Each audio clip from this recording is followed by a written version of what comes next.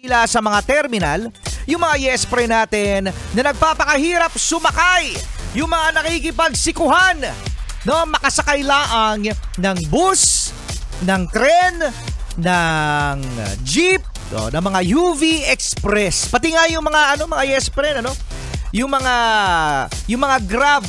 Oo, minsan mahirap din rin mag-book. Oo, yung mga yes-pre natin, lalong-lalo na kapag peak hours.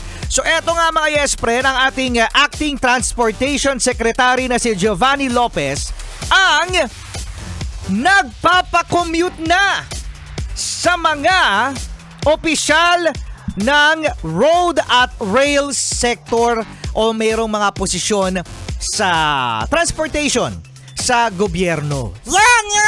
Mag-commute kayo para alam nyo kung gaano kahirap mag-commute. Kung gaano kahirap sumakay. Grabe naman yan.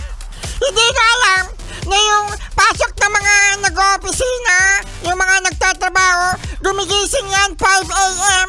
Pero alas 8 pa lang ang work nila. Para pumasok sila ng maaga at hindi malate. Pagkatapos uuwi sila ng 5 p.m. Makakauwi, alas 8 pasado na ng gabi. Ano pang itutulog nila doon, ha? Pagod sila, tapos bukas yun ulit.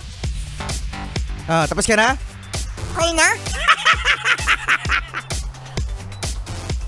Okay na ako doon.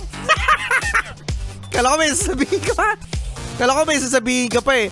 So, naranasan nga ni Secretary Giovanni Lopez ang mag-commute kahapon, no?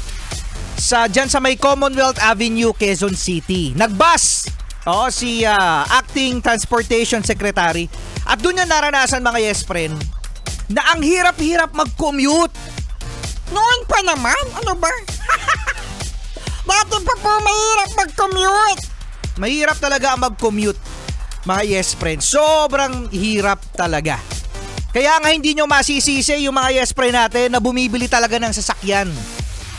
Yung sinasabi nila na, uy, grabe si Martian, bumili ng sasakyan.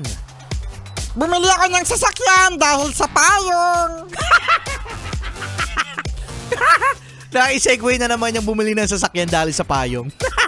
So yung iba talaga, pinipilit na makabili ng sasakyan dahil sa hirap ang pag-commute, mga yes friend. Kaya parami ang mga sasakyan dito sa Pilipinas. At dahil sa parami ang mga pribadong mga sasakyan dito sa Pilipinas, syempre, mas nahihirapan na i-accommodate ng ating mga kalsada. Kaya ang nangyayari, lalo tumatraffic! Ang sarap mag-commute, mga yes friend. Ako, gusto ko talaga din ng mag-commute dahil nakakatulog ako sa biyahe.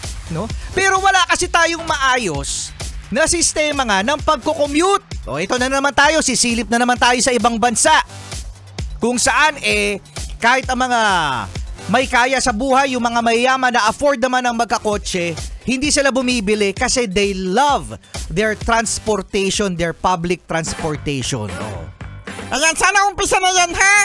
Once a week lang daw Once a week lang daw. At kailangan daw ng proof na nag-commute ang mga empleyado ng transportation sector para malaman na sila nga ay nakaranas ng pagko-commute. At dahil dyan, makakaisip sila kung ano nga ba ang solusyon para sa maibsan naman ang hirap ng mga Pilipino pagdating sa transportation. Ano ha? Sige, maranasan niyo yan. Pwede din ba yung presidente? BBM, baka naman mag-commute ka. Kaya yung mga ibang opisyal dyan, wag pa puro pa VIP, yung merong hawi-hawi. Kasi ang rason daw nila mga yes friend, malilate daw sila sa meeting. Marami daw lakad ang mga may posisyon sa gobyerno. Kaya kailangan nila ng mga patrol, ng mga backup, ng mga hawi boys. Yun yung mga nagmomotor, mga yes friend. Nakikita rin natin yung mga traffic enforcer, di ba nagpapahinto yan? Oo, sabi, wait lang, may dadaan. Sino na naman yan? Siya hindi pwedeng malate, pero ako pwedeng malate.